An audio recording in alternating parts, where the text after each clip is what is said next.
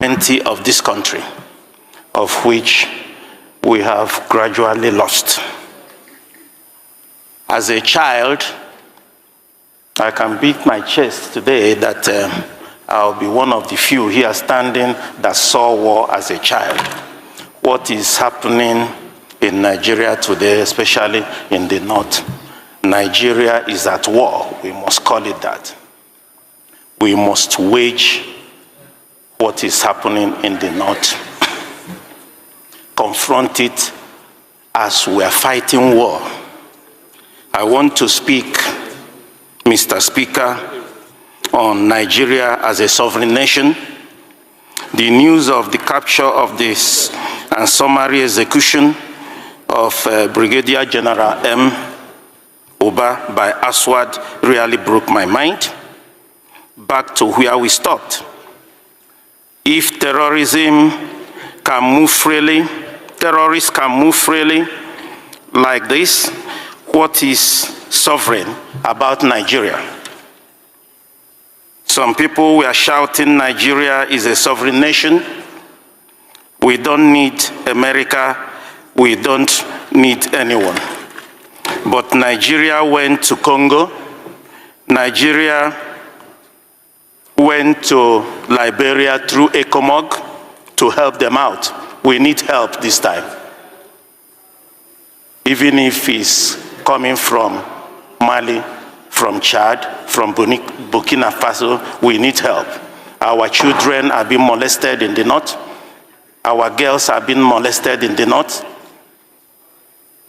We were refugees during Nigerian Biafran War. As a child, I know how my parents suffered to keep me alive for that 3 years. But let us tell ourselves the truth. What kind of sovereignty allows terrorists to capture and kill a whole general like a common criminal? Because if terrorists can cross our borders at will, enter our villages at will, ambush military convoys at will, take entire towns at will, and now capture a brigadier general, then what exactly are we protecting with this so-called sovereignty? Is this sovereignty when terrorists are the ones controlling forests, highways, and communities? Is this sovereignty when commanders are killed and everyone stays silent, and our children out of school? We opposed the US when they wanted to help Nigeria destroy terrorists. We shouted, don't interfere, don't touch our sovereignty. But what is left is to protect when terrorists already operate like a government inside a government, a country that cannot secure its land is not sovereign, it is vulnerable. This is a personal opinion. A country where terrorists can humiliate military is not sovereign. It is under siege. A country that refuses international help while soldiers die is not sovereign. It is stubborn to its own destruction. If a general can fall like this, then all of us are naked. This is not time for pride.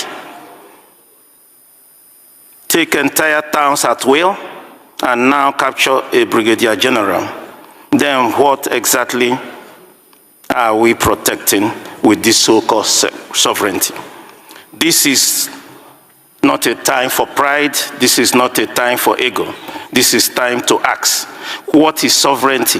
What if it cannot save a single life of a Nigerian? Truly, a country of particular concern. As an opposition, I'm standing here to say that, Mr. President, I've observed over time since 99, he's a very courageous person. That's why in 99 in Lagos, I voted for him to be a governor.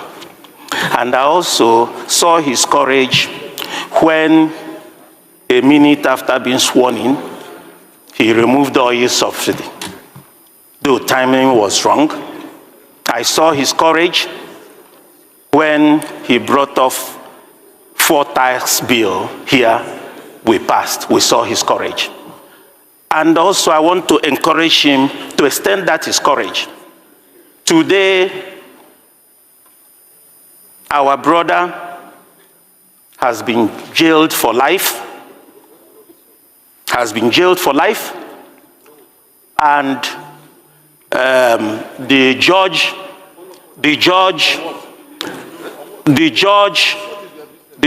who jailed him saw before him what you are distracting me. The judge who jailed him on Motosho saw things before him that made him to jail him for life. Good enough. But Mr. President has the greatest opportunity now. I'm not a lawyer, but I'm a lawmaker. I'm not a lawmaker. I'm not a judge. I'm a lawmaker. What I am saying today, that Mr. President Mr. President today has the greatest opportunity as a very courageous person, that today I know that point of order. The councils to Mazi Kalu Nwankwo has not gone for appeal. We are not appealing today. We are demanding today that within the ambit of law of these 60, 90 days, he has not gone to court. For Mr. President to give him a pardon and release Nnamdi Kanu to us. I rest my case. Okay, thank you.